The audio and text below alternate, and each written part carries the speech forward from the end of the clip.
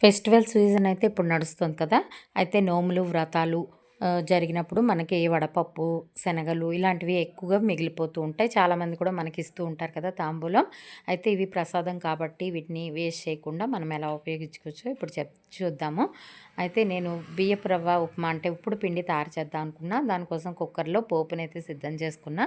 శనగపప్పు, మినపప్పు, ఆవాలు, జీలకర్ర, ఎండుమిరపకాయ, కరివేపాకు వేగిన తర్వాత ఒక గ్లాస్ రవ్వకి 2 గ్లాసుల చప్పున నీళ్లు పోసి బాయిల్ అయిన తర్వాత దాంట్లో తగినంత ఉప్పు వేసి తర్వాత రవ్వ కూడా వేసి కలిపేసిన తర్వాత ముందుగా మనము దాచిపెట్టుకున్న పెసరపప్పుని అందులో అంటే వడపప్పుని అందులో వేసేసి తర్వాత ఒక గుప్పెడు పైన శనగలు కూడా వేసి కొంచెం రవ్వ దగ్గర పడిన తర్వాత కుక్కర్ మూత పెట్టి 3 విజిల్స్ వరకు వచ్చి తర్వాత స్టవ్ ఆఫ్ చేసుకోవాలి.